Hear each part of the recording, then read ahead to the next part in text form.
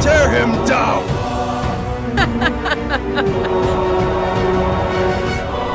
Mother, no!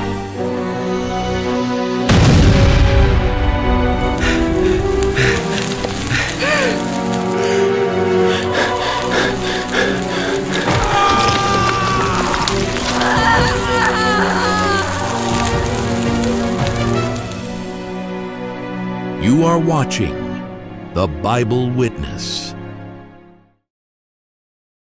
I'm walking quickly through the alley to meet a man I knew. Hey, handsome. Want some fun? A prostitute tried to seduce me from a doorway, her voice teasing, her smile meant to lure. But I didn't slow down. You don't like chicks, sir? Let me serve you in the way they can. In this city of Sodom, pleasure reigned while the poor rotted. I keep walking until the wooden sign of the restaurant came into view. I stepped inside. The air was thick with steam, the scent of bread and sweat. There he is, the man I'm going to meet. He's sitting alone at a worn wooden table. I approached without a word and sat across from him until he pulled back his hood, revealing a face I hadn't seen in years. Uncle Abraham! Hear me, Lot. You must leave Sodom immediately. A disaster is coming. As he spoke, a sudden noise cracked through the room. Two men wrestling violently in a corner. No one stopped them. No one cared. The city was rotting from the inside. Why? I was talking with God Himself just a week ago. I remember the night clearly, the moment the darkness shifted and He came toward me. I bowed low, heart trembling, and for a long moment we stood there in silence. The outcry against Sodom is great. I will destroy them. Will you indeed sweep away the righteous with the wicked? No. If there are righteous in there, I'll spare them. Suppose there are 50 righteous within the city. If I find 50 righteous, I will spare the whole place.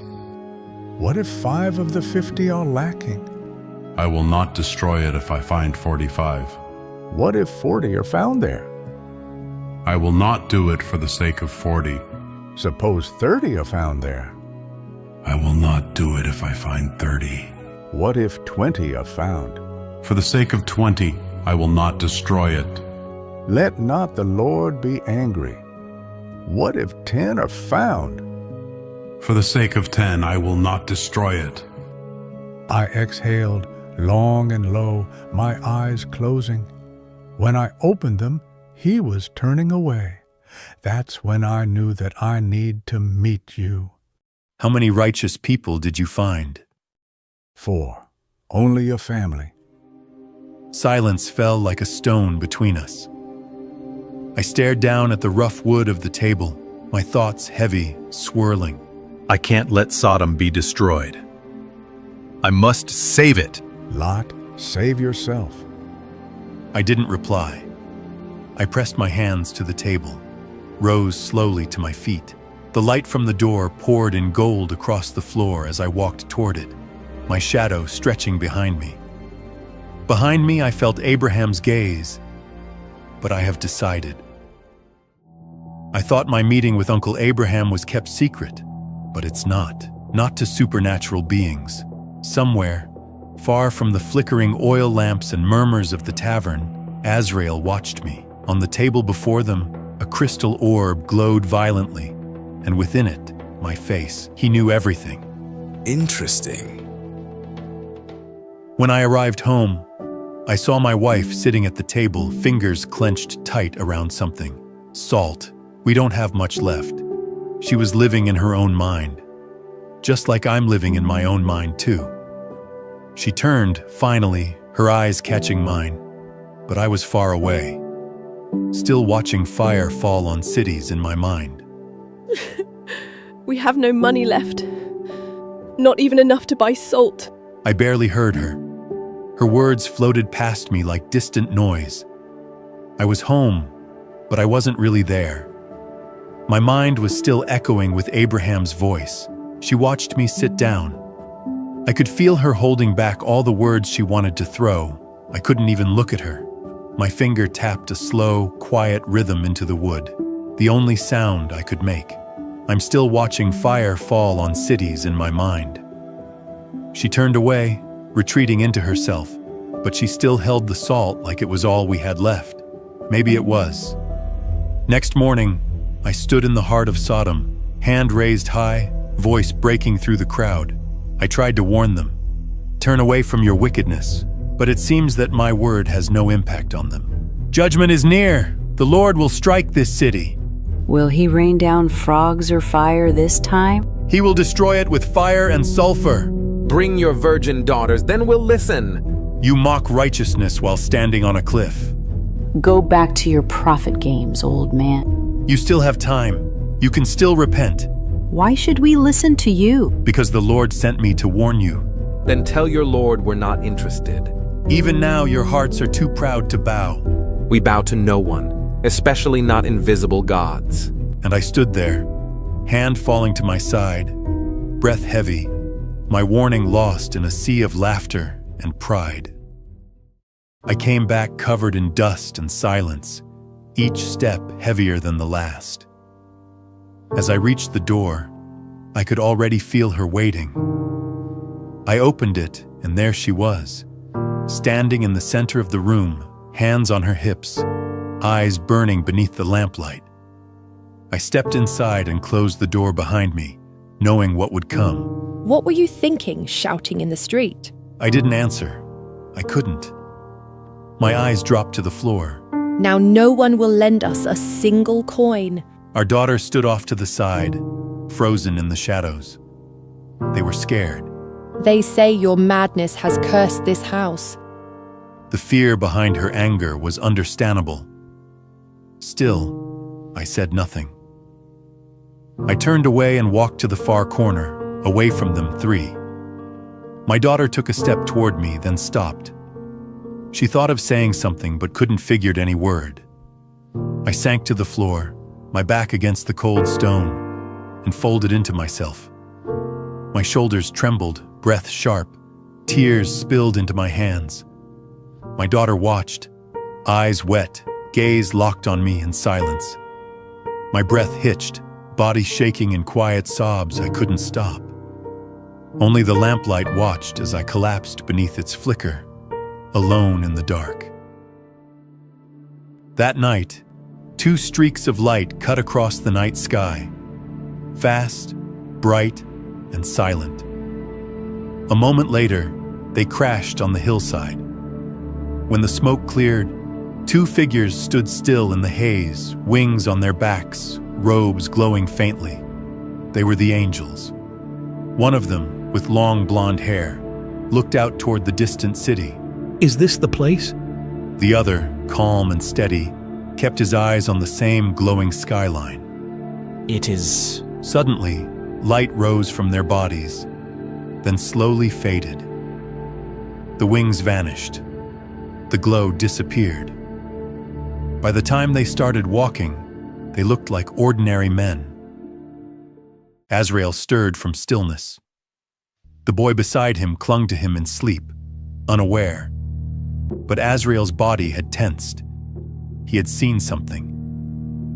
Without a word, he rose, the silk sheets sliding off his shoulders, bare chest rising with silent breath. Across the room, the crystal orb on the table was no longer dormant. It pulsed with light. And within it, 2 figures had appeared, the twin angels. Azrael stared into them, unblinking. The violet light inside his eyes intensified. A cold edge formed at his lips. His jaw clenched. The moment had arrived. I'm leaving, before dawn if I must. Finally, you decided. In the corner, our daughters huddled together, hands tight, watching silently. I have warned them, again and again, but they laugh, they mock, and they curse God's name.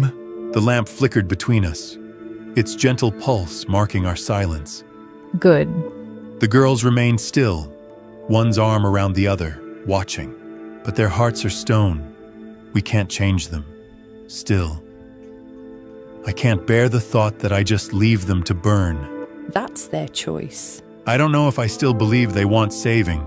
Then save what you can, Lot, even if it's only yourself. Suddenly, a knock broke the tense silence. I opened it to two young men cloaked in soft light. Their presence was calm, otherworldly. "Please, come in."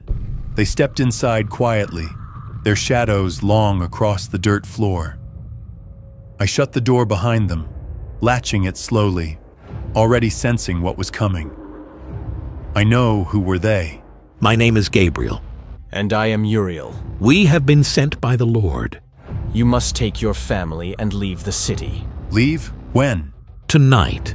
Before the sun rises. Wait, leave now? We haven't packed. There's no time to prepare. There is no time. You must leave everything behind. Her eyes widened, tears forming. She didn't ready to leave our belongings behind. It took all our life to make them. All our things, our lives. I stood still as their shadows stretched across the tent walls. Something sacred had already begun to fall apart. They came at night, surrounding my house. I seen them through the cracks. Bring them out, Lot. Bring those beautiful men out, so we can know them. The whole crowd roared, waving sticks and stones.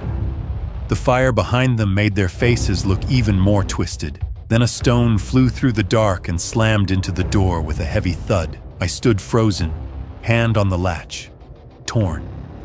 But I couldn't hide. I opened the door and stepped outside. Right away, a stone struck my forehead. Blood spilled down my face. I staggered from the pain, but forced myself to stay on my feet. The crowd kept shouting. Someone else lifted another stone. "What do you want?" Then the crowd moved aside. Someone was coming forward. He walked out from among them. Azrael, torchlight hit his eyes, cold and sharp. Hand them over, Lot. Let us taste them. Is that him? Uriel nodded slowly without saying a word. Gabriel clenched his hand and looked toward the door again. Azrael took another step, pointing to the mob behind him. Blood was still dripping from my head, but I stared him down. My fear was gone. All I felt was anger. I slammed the door shut. The firelight from outside vanished, and everything fell into shadow. I leaned against the wood, breathing hard, blood still trickling from the side of my head. My daughters rushed toward me, both pale and shaking. Father, let us go outside. Let them take us, not them. I froze. My heart sank. I couldn't believe what I was hearing. They're guests under our roof. This is the only way.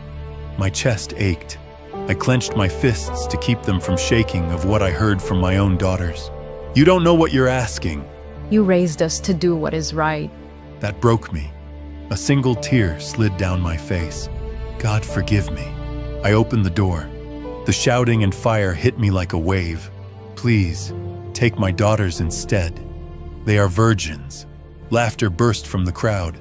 Some slapped their thighs. Virgin daughters, eh? I'd try the small one first. Then everything stopped. Azrael's smile vanished. His eyes turned to ice. No, we came for the guests. Murmurs rippled through the mob, faces growing darker. Tear him down! The crowd erupted in a howl. Blood, fire, and hate surged forward. Weapons raised, they charged. Then, out of expectation, Gabriel stepped into the yard, his face calm but firm, walking straight through the smoke and heat. Uriel followed him. Then they began to glow. Their bodies vanished into light. Wings flared out. Robes turned to flame. They stood no longer as men, but as beings made of heaven. The men's eyes started to blind. I can't see! Help! My eye! But Azrael didn't seem to be affected by their power. Azrael. You traitor. Azrael took one step forward. This is where I belong now. You twisted this city. You brought darkness here. They chose me. One of the men collapsed, sobbing behind him. You will answer for what you've done. You fell to feed your pride. I brought them freedom. You enslaved them to lust and wrath. And they welcomed me with open arms. Your time is ending, Azrael. Azrael suddenly lunged. Gabriel lifted his hand across his chest to dog to hit. Uriel struck from the side. Azrael's shoulder burst in flame. Light surged from Gabriel's palm straight at Azrael. Azrael screamed as fire overtook him. His eyes bulged. Flame swallowed his face. He was destroyed. The light stated to faint. All around them, the men of the city lay scattered, moaning, clutching their blinded faces. I saw Gabriel turn toward the door, and in that instant, I knew we had to go now. Uriel didn't wait. He grabbed my wife by the wrist and pulled her. Gabriel reached for me and yanked me toward the doorway. My legs moved before my thoughts could catch up. My daughters were just behind us, clutching each other's hands like they were afraid to let go. We ran. All of us. Out into the night, away from the house, away from everything. I didn't dare look back. Gabriel led me across the ridge of sand, my feet sinking with every step. I didn't ask where we were going. I just followed. I could hear my wife's footsteps behind me, uneven, dragging. Uriel held her up. My daughters stayed close, hands clasped, eyes locked ahead. I hadn't seen them cry. I don't know if they still could. We moved in a line like shadows, the six of us, the city shrinking behind. Each step forward felt heavier than the last. Then the sky broke. A single line of fire split the dark. My breath caught. More came.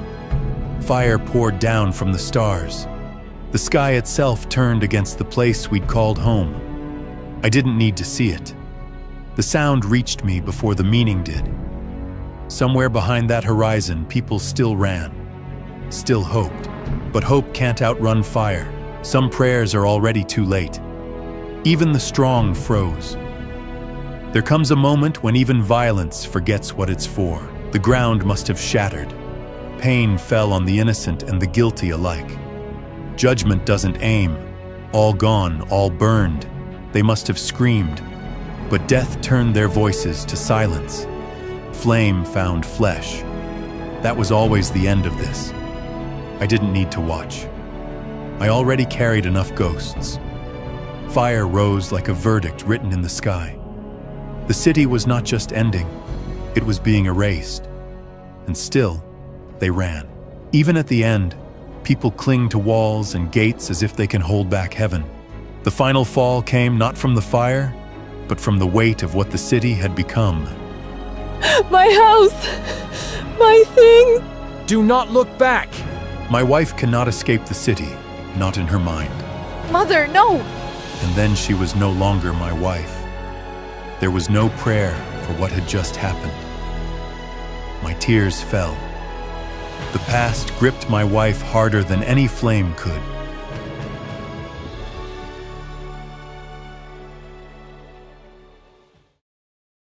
We stopped our journey in a cave. When I looked up, I broke. She was gone. Just like that. I didn't even get to hold her. I wiped my tears, but they kept coming. My eyes blurred, but her face stayed clear in my mind. I lay down, drained. My arm fell beside me. I felt hollow. I closed my eyes. Each breath hurt. I kept seeing her. The moment she turned, my daughters sat nearby, quiet. I couldn't look at them. I couldn't say her name. Everything is gone. Cities, the people, no one survived. Not even Mother. We are alone now, only us and Father. If we do nothing, there will be no more people. We must do what is necessary. I was drunk and unconscious when they started to do it. I didn't know anything. I was still asleep while she did the unforgivable. I was raped by both my daughter. Was that the karma for all the sins I committed when I was in Sodom? Guess I would never know. Behind us, the cities burned, and I had nothing left.